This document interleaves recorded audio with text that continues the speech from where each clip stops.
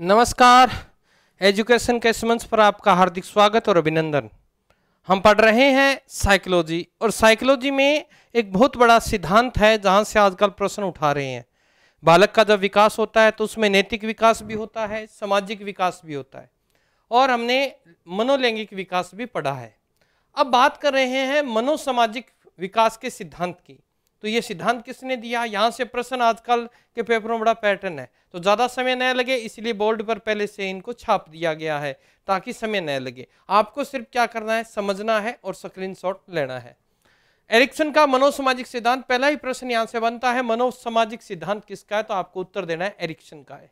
Okay, फिर देखते हैं इस सिद्धांत के अन्य नाम क्या क्या है।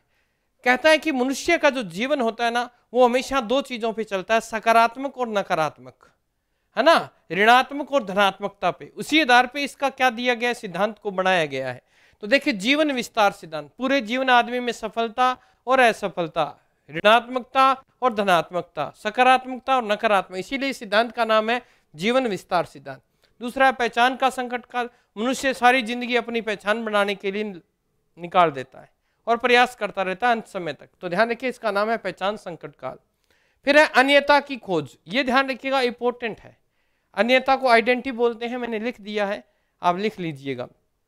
अब इनकी एक पुस्तक आई, चाइल्डहुड एंड सोसाइटी, हिंदी में बात करें बचपन और समाज, 1963 में ये प्रकाशित होती है। और इन्होंने उस पुस्तक में दो चीजों पर बल दिया है, दोनों ही प्रश्न पेपर में पूछ लिए गए हैं। पहला दिया है अहम पर, ईगो पर बल दिया है पुस्तक में। ईगो होती है वास्तविकता से, यानी वर्तमान स्थिति से हमारा किस प्रकार ताल्लुक है उसको दर्शाती है, तो अहम पर बल दिया है। ठीक है। दूसरी की अगर बात करें तो इन्होंने कर्म कांड में विश्वास दिखाया है। कर्म कांड जो होते हैं उनमें विश्वास दिखाया है। किस प्रकार? उन्होंने इसी कर्म कांड के आधार पर 3R की थ्योरी दी है। क्या दिया है? 3R की थ्योरी, अर्थात 3R में ये प्रश्न बहुत बार पूछा जाता है। तो कौन कौन शामिल है, आपको अंग्रेजी वाले नाम भी याद करने पड़ेंगे। देखो, सबसे पहले हम बात करें कर्म कांडता, सबसे पहले आता है कर्म कांडता, इंग्लिश में बोलते हैं रिटुलाइजेशन, लिख रखा है हमने। दूसरा है कर्म कांड, रिटुल, और तीसरा है कर्म कांडवाद। तो ध्यान रखना, यहां ता लगा दिया है और यहां वाद लगा दिया है, तो ध्यान रखना, कर्म कांडता, कर्म कांड और कर्म कांडवाद। तो ये आपको ध्यान रखने, आपको पूछेगा निम्न में से कर्म कांड में कौन शामिल नहीं है या 3R थ्योरी में कौन शामिल नहीं है, तो ये बात आप ध्यान रखेंगे, यहां से ये प्रश्न बनते हैं। अब हम बात करें कि इन्होंने बालक का जो विकास होता है, सामाजिक कह लो, नैतिक कह लो, है ना, संवेगात्मक कह लो, उन सबको 8 अवस्थाओं में बांट दिया। और इन्होंने कहा कि बालक के जीवन में हमेशा ही दो चीजें चलती है, एक सकारात्मक और एक नकारात्मक, और बालक उन्हीं के बीच में क्या करता है, संघर्ष करता है। उन्हीं संघर्ष को इन्होंने संकट नाम दे दिया है या उन्हें संघर्ष कह दिया है। तो देखते हैं किस प्रकार 8 अवस्थाओं को इन्होंने बताया है, देख लेते हैं। सबसे इनका क्रम मैं आपको लास्ट में ट्रिक से करवा दूंगा, और ऐसी ट्रिक होगी जो आप जिंदगी भर नहीं भूलोगे, ये मेरा वादा है आपसे। चलिए, पहली अवस्था अगर बात करें, ये अवस्थाएं जो बताई गई है ना, ये 5 अवस्थाओं की बात करें तो ये अपना जो सिगमंड फ्राइड है उनकी मनोलैंगिक अवस्थाएं हैं। उन्हीं अवस्थाओं को इन्होंने, इसीलिए इन्हें नव मनोविश्लेषणवादी भी बोलते हैं, एरिक्सन को। फ्राइड का नया वर्जन ऐसे याद रख सकते हो ना, एरिक्सन है। तो देखिए, सबसे पहली अवस्था बताते हैं ओरल स्टेज, अर्थात मुख्य अवस्था। मुख्य अवस्था का जो समय बताया है वो बताया 0 से 18 माह, यानी 0 को जन्म से लेकर 18 माह, यानी कितना हो गया, 1.5 साल का बालक।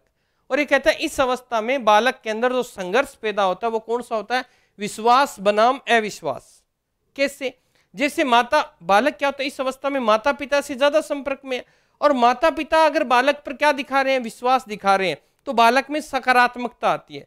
और बालक, अगर माता पिता इस चीज को नकार रहे हैं तो बालक में क्या आ जाता है, अविश्वास आ जाता है, फिर वो कार्य को करना बंद कर देता है। तो यहाँ माता पिता की बड़ी भूमिका रहती है, क्योंकि 1.5 साल का ही तो बालक है। और यहाँ अगर बात करें मूल गुण कौन सा विकसित होता है, तो ध्यान रखिएगा, मूल गुण आशा होता है। इस अविश्वास के कारण ध्यान रखिएगा, माता पिता अगर विश्वास कर रहे हैं तो बालक कार्य को बड़ी तीव्र गति से सीखता है, सामाजिकता को। अगर माता पिता विश्वास कर रहे हैं तो बालक में डर पैदा हो जाता है, भय पैदा हो जाता है, और वो कतराने लग जाता है हर काम से, सामाजिकता से कतराएगा, काम करने से कतराएगा, तो पीछे हटने लग जाता है। तो ये दोनों के बीच क्या चलता है, माता पिता की यहाँ अहम भूमिका रहती है, और माता पिता के विश्वास से वो कार्य की गति को तेज कर सकता है, और माता पिता के विश्वास से बालक में डर भय पैदा हो सकते हैं। और यहाँ पर मूल गुण की बात करें या मनोवैज्ञानिक गुण की बात करें तो बालक में आशा आएगी कब, जब आप उसमें विश्वास करोगे। बालक पर जब माता पिता विश्वास करते हैं तो बालक एक आशावादी हो जाता है और वो कार्य को करना जल्दी सीखता है। तो ये आपको ध्यान रखना है। उसके बाद की बात करें 2 नंबर, एनल स्टेज बोला जाता है इसको। क्या बोला जाता है? Anal stage. समय कितना है? 18 यानी 1.5 माह से लेकर 3 माह, डबल करते जाना है आपको, 1.5 साल से लेकर 3 साल का। अब इसको नाम क्या दिया है? स्वतंत्रता बनाम लज्जा, या कई बार कह देता है स्वायत्ता बनाम शंका।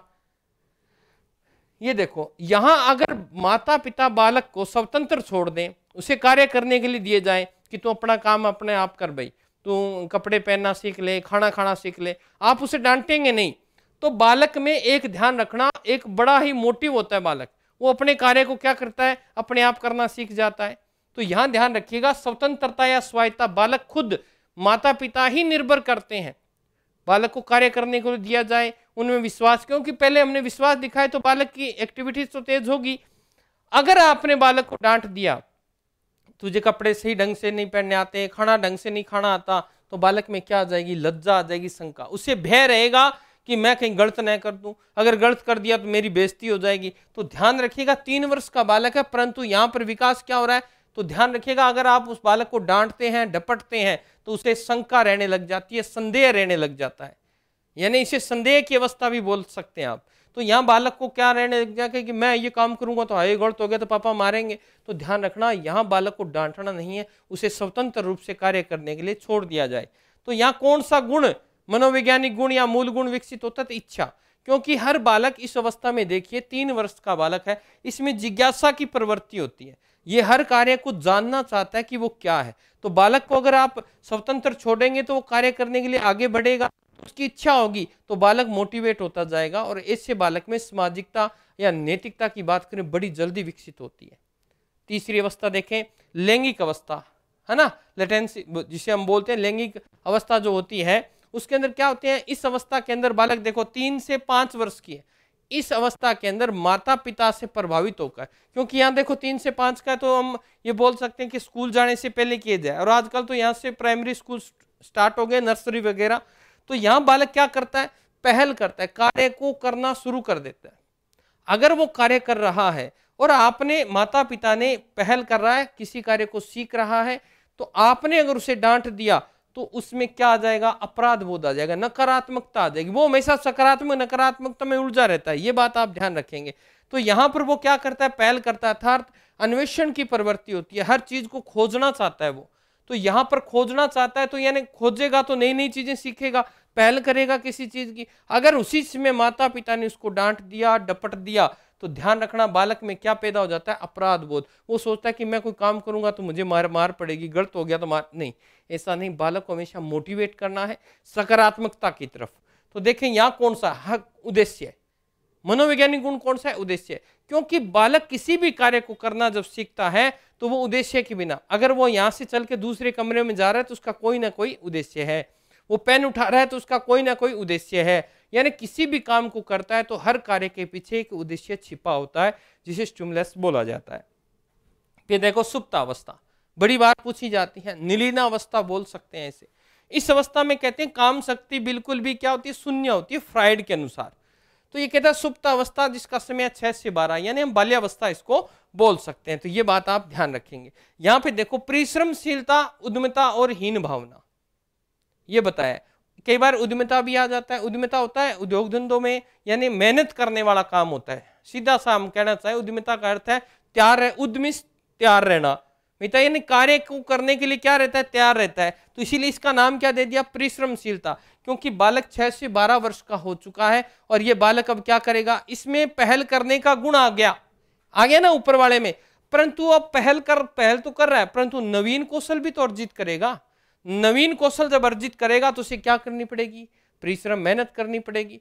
अगर उस समय मेहनत करते समय माता पिता ने इसको क्या कर दिया? मोटिव कर दिया, शाबाशी दे दी, सकारात्मकता दे दी, तो ये बालक क्या करता है? आगे बढ़ता है। ठीक है, इस पर यहाँ देखें तो इसमें स्कूल के अंदर, विद्यालय के अंदर जो अध्यापक होते हैं उनका प्रभाव पड़ता है। विद्यार्थियों, इसका जो ग्रुप होता है, कक्षा के जो उसके सहपाठी होते हैं, उनका भी प्रभाव पड़ता है। वो किस प्रकार के ग्रुप में रह रहा है। वो अगर मेहनत करने वाले में रह रहा है तो मेहनत सकारात्मकता है, परंतु अगर वो ऐसे ग्रुप के टच में आ गया, ऐसे बालक के टच में आ गया, ऐसे अध्यापक के टच में आ गया, तो उस बालक में हीन भावना पैदा हो जाती है, नकारात्मकता भी आ जाती है, क्योंकि वो यहाँ पहल कर रहा है, नवीन चीजों की खोज कर रहा है, परंतु यहाँ परिश्रमशील है। परंतु अगर वह माता पिता ने डांट दिया तो परिश्रमशील कैसे रहेगा, अध्यापक ने डांट दिया, मित्रों ने डांट दिया, तो फिर उसमें हीन भावना आ जाती कि ये काम तो मैं कर ही नहीं सकता। कई बार होता है ना, जैसे 10 का टेस्ट है तो बालक के आगे 3 नंबर है, तो फिर घर वाले डांट देते और तूने क्या किया। उससे मेहनत के लिए क्या करो, मोटिवेट करो कि बेटा मेहनत कर, अब की बार 3 आए, अगली बार 10 आएंगे, तो मेहनत के लिए क्या करना, उन्हें मोटिवेट। अगर आपने कहा क्या 3 नंबर आए हैं ऐसे वैसे, तो ध्यान रखना उसमें हीन भावना, क्योंकि इस समय बालक में क्या होता है, कंपटीशन हो जाता है, प्रतिस्पर्धा, जो मनोवैज्ञानिक भाव जिसे हम कहते हैं वो पैदा हो जाता है। यानी ये आपको ध्यान रखना है, प्रतिस्पर्धा कब आ जाती है, तो ध्यान रखिएगा सुप्तावस्था में आ जाती है। उसके बाद में है किशोर अवस्था, है ना, सबसे मुश्किल काल इसे बोला गया है, तूफान की अवस्था। 12 से 18 वर्ष होता है ये, पहचान बनाम भ्रांति। इस अवस्था में बालक क्या करता है, अपनी पहचान बनाने का प्रयास करता है, क्योंकि वो सामाजिक कार्यों में बड़ा संलग्न रहता है ना, बढ़ चढ़कर भाग लेता है सामाजिक कार्यों के अंदर। वो ही चाहता है कि मेरी खुद की पहचान बने, तो यहाँ मेहनत तो यहाँ करने लग ही गया, और मेहनत जब करने लग जाता है तो इस अवस्था में बालक अपने जीवन को जानने लगता है, स्वयं की जिंदगी को जानने लगता है, अपना अहम या अपना नाम, अपना समाज में क्या करना चाहता है, प्रसिद्ध करना चाहता है। वो ये नहीं चाहता कि लोग मुझे बाप के नाम से जाने, नहीं, वो ये चाहता है कि लोग मुझे मेरे नाम से जाने, अर्थात वो पहचान बनाना चाहता है। अगर बनाम भ्रांति, क्योंकि इस अवस्था में बालक किस में रहता है, हमेशा भ्रांति में ही रहता है, ठीक है ना। उसमें भ्रांति किस चीज की आ जाती है, भ्रांति इस चीज की आ जाती है कि मैं क्या करूं और क्या ना करूं, द्वंद्व की स्थिति, कॉन्फ्लिक्ट जिसे बोला जाता है, बालक में द्वंद्व पैदा हो जाता है कि मुझे ये करना चाहिए या ये, घर वाले तो कहते हैं ऐसा करो, बाहर वाले कहते हैं ऐसा करो, तो इस समय बालक में द्वंद्व पैदा होता है। इसीलिए इसे कहा गया है कि इस अवस्था में बालक पहचान बनाना चाहता है सामाजिक कार्यों के माध्यम से। हर आदमी का काम बढ़ चढ़कर करता है, वो आप कह के देख लेना इस अवस्था के बालक को कि ये काम कर दे, भाग के जाएगा, तो पहचान बनाना चाहता है। परंतु वो भ्रांति में भी तो रहता है कि अगर मैंने ऐसा कर दिया तो घर पे पता चल गया तो ये हो जाएगा, भ्रांति में रहता है। तो ये बात भी आप ध्यान रखेंगे, क्योंकि इसमें या मनोवैज्ञानिक जो गुण है ना, वो कौन सी है, वफादारी। एक इसको नाम और दिया गया है कर्तव्यपरायणता, ये भी कई बार पेपर में पूछ लिया गया है, तो आप इसको ये भी लिख लीजिएगा, कर्तव्यपरायणता, यानी अपने कर्तव्य के प्रति क्या है, वो सजग है। तो ये बात आप ध्यान रखेंगे। वफादारी का दूसरा नाम क्या हो सकता है, कर्तव्यपरायणता, तो ये बात आप ध्यान रखेंगे। इसमें कर्तव्यपरायणता भी विकसित हो जाती है, तो आप ये ध्यान रखेंगे। बड़ा वफादार होता है इस अवस्था का बालक, एक बार किसी से लगा ली तो लगा ली, फिर जो बात कह दी वो कह दी। चलिए छठी अवस्था देखें, पूर्व प्रौढ़ावस्था, जिसका समय दिया गया है 18 दूना 36 होता है, परंतु आपको 35 याद करना है। 18 से 35 वर्ष, इस अवस्था में बालक क्या करता है, घनिष्ठता बनाम अलगाव होता है। कैसे होता है ये देखो, पहले तो तुम देखो 18 आपने 12वीं कर ली है, उसके बाद बीए में गए, आपकी दोस्ती हुई कि नहीं हुई, ऐसे याद रखेंगे। दोस्ती कहाँ हुई, बीए में जाके, और बीए में कहाँ हो रही है, 18 वर्ष के बाद ही तो होगी। और इस अवस्था में बालक क्या करता है, प्रत्येक व्यक्ति को अच्छी तरह से समझता है, और अपने विचार जब एक दूसरे के साथ मिलते हैं उनसे अपनी मित्रता करता है। तो ध्यान रखना, घनिष्ठता, घनिष्ठता उसी के साथ करेगा जहां विचार मिलेंगे, तो घनिष्ठता आ जाती है बालक में। बालक सोच समझकर किसी के साथ अपना विचारों को साझा करता है, ये बात भी आप ध्यान रखेंगे, ठीक है। तो यहां पर व्यक्ति में समर्पण भाव आ जाता है एक दूसरे के प्रति। परंतु अगर समर्पण भाव नहीं है तो व्यक्ति यहाँ अकेला रहना प्रारंभ कर देता है, जिसे क्या बोलते हैं, अलगाव बोलते हैं। यानी व्यक्ति यहाँ अकेला रहना भी प्रारंभ कर देता है। यानी इसे हम संकट का समाधान नहीं कह सकते, क्योंकि यहाँ अगर अकेला रहेगा तो वो इंट्रोवर्ट हो रहा है, अंतर्मुखी हो रहा है, तो समाज से मिलेगा नहीं, तो सामाजिकता का गुण विकसित नहीं होगा। अगर वो मिलेगा तो सामाजिकता का गुण होगा, घनिष्ठता आएगी, एक दूसरे से मिलेंगे तो उनके विचारों को जानेगा।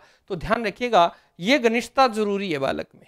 तो अगर घनिष्ठता है तो उसमें अलगाव नहीं आना चाहिए, ये नकारात्मक पक्ष है और ये सकारात्मक। तो इस समय क्या होता है, प्रेम होता है। बिल्कुल इस अवस्था के अंदर बालक में जो संवेग विकसित होता है वो क्या होता है, प्रेम होता है, और इसमें बालक में समर्पण भाव भी क्या होता है, विकसित हो जाता है। चलिए नेक्स्ट है प्रौढ़ावस्था, जिसका समय बताया 35 से 50 वर्ष। इस अवस्था में देख लो, इस अवस्था में माता पिता क्या करते हैं, अपनी औलाद के प्रति बड़े सजग हो जाते हैं, उनके लिए नौकरी करते हैं, ये कमा दें वो कमा दें। कहते हैं तभी तो कहते हैं 35 के बाद आदमी कमाने लग जाता है, गधा हो जाता है, ऐसे बोलते हैं। 35 के बाद आदमी गधा हो जाता है, कमाने लग जाता है, कितना भी मिले कमाएगा। सृजनात्मकता यानी कुछ न कुछ अपने संतान के भविष्य की चिंता को लेकर कुछ न कुछ कार्यों को करता है, सृजनात्मकता आ जाती है। फिर कह रहा है बनाम ठहराव, यानी वो सोच लेता है कि अब मुझसे तो कुछ होगा नहीं, मैं अपनी संतान के लिए कुछ ना कुछ ऐसा छोड़ के जाऊं। यानी यहां अगर बात करें तो इसमें बालक जो भी माता पिता हैं उनमें चिंता दिखाई देने लग जाती है, ठहराव सा आ जाता है जिंदगी के अंदर कि ऑफिस जाना, ऑफिस से घर आना, बस उद्देश्य क्या है, संतान को कुछ ना कुछ कमा कर दिया जाए, है ना, संतान दुखी ना हो। तो यहां पर अगर बात करें मनोवैज्ञानिक गुण कितने, कौन सा आ रहा है, परवाह आ रहा है ना, या कौन सा गुण आएगा, परवाह आएगा। यानी यहां अगर बात करूं सीधी सी तो बालक जो 18 से 35 वर्ष का बालक है उसके मन में ये विचार आएंगे कि मैं अगली पीढ़ी के लिए क्या करके जा रहा हूं, ठीक है। तो सृजनात्मकता आएगी, कुछ ना कुछ करेगा, परंतु उसका ठहराव भी आ जाता है कि मुझे बस एक लिमिट सा काम करना है, नकारात्मकता आई है। तो यहाँ कौन सा आता है, परवाह, यानी वो क्या करने लग जाता है, चिंता करने लग जाता है। हर किसी जो अपने उससे जुड़े हुए संबंधी हैं, सामाजिकता है, वो उनकी परवाह करने लग जाता है। तो यहाँ कौन सा मनोवैज्ञानिक गुण पैदा होगा, परवाह। तो आप इसे बोल सकते हैं, वैसे तो देखभाल भी बोला जाता है इसको, केयर टेकिंग करने लग जाता है, वो देखभाल भी आप लिख सकते हैं अगर लिखना चाहें तो, परवाह एक ही बात है। तो यहाँ मनोवैज्ञानिक गुण कौन सा। और फिर अंतिम जो अवस्था आती है वो होती है परिपक्वता, 50 वर्ष के बाद आती है। और क्या होता है, उसने सारी जिंदगी देख ली तो संपूर्णता। यहाँ जो व्यक्ति होता है वो अपने जीवन के जो पीछे के अनुभव हैं, सफलता असफलता, उन पे विचार करता है कि मैंने क्या किया। वो सफलता से तो सुखद अनुभव प्राप्त करता है ना, कि मैंने जिंदगी में ये काम किया, मैं सफल हुआ, तो उसे आनंद आता है। परंतु वो निराश हो जाता है, हताश कब, जब वो अपनी असफलता को देखता है। तो यहाँ आकर उसे हकीकत में जो वास्तविक दुनिया है उसका ज्ञान होता है, इसलिए वो अपने संपूर्ण जीवन को रिवाइज करता है कि मैंने क्या किया और क्या नहीं किया। तो उसके अंदर निराशा भी झलकती है कि मैं ये नहीं कर पाया। तो ध्यान रखिएगा, यहाँ क्या होता है, बुद्धिमानी, यानी 50 के बाद आदमी बुद्धिमान हो जाता है। वो अपने और अपना ही अनुभव संपूर्णता के भाव में देखता है कि मैंने क्या किया और क्या नहीं किया, संपूर्णता का भाव आ जाता है, ठीक है। और अपने अच्छे बुरे जो समय बिताया था उसको ही याद करता है। तो ये बात ध्यान रखिए। और उसमें निराशा होती है क्योंकि उसे पता चल चुका होता है कि वो क्या किया उसने और क्या नहीं किया। जो किया उससे तो सुखद अनुभव, जो नहीं कर पाया उससे दुखद अनुभव। अब मैंने आपसे वादा किया कि इसकी सारी अवस्थाओं को क्रम से याद करवाऊंगा, ये बोला। चलिए एक स्टोरी सुनाने जा रहा हूं, सभी पात्र और घटनाएं काल्पनिक है। एक लड़का था, एक लड़की थी, ठीक है, दोनों हम उम्र के थे और दोनों एक, अब लड़का जो था वो लड़की से प्रेम करता था। क्या करता था, प्रेम करता था। और उसने कभी बोल के नहीं कहा, याद रखना, एक लड़का एक लड़की, लड़का लड़की से प्रेम करता था। एक दिन उसने क्या किया, लड़के को बड़ा काफी दिन हो गए, उसने पूर्ण विश्वास से, किससे, विश्वास से, विश्वास और स्वतंत्रता के साथ क्या कर दी, पहल कर दी। देखें, विश्वास आ गया एला, 2 नंबर पे स्वतंत्रता, और तीसरे पे क्या कर दी, पहल कर दी। क्या कर दी, उसने लड़की को जाकर कहा कि मैं आपसे दोस्ती करना चाहता हूं। तो लड़की ने कहा कि भाई तू क्या करता है ना, कि तू क्या काम करता है ऐसा। तो उसने कहा कि मैं तो काम तो कुछ नहीं करता, सिर्फ तेरे को ही देखता हूं, है ना, ताकते रहते तुझको शाम सवेरे, और तो कोई काम ही नहीं है। तो उसने कहा कि ऐसे तो काम नहीं पड़ेगा। तो कहते तेरे को क्या करना पड़ेगा, परिश्रम करना पड़ेगा। क्या करना पड़ेगा, परिश्रम। तो देखो यहाँ पे आ रही है ना, परिश्रम करके तू अपनी क्या बना, पहचान बना, तू अपनी पहचान बना। फिर उसके बाद में उसने कहा चलो ठीक है।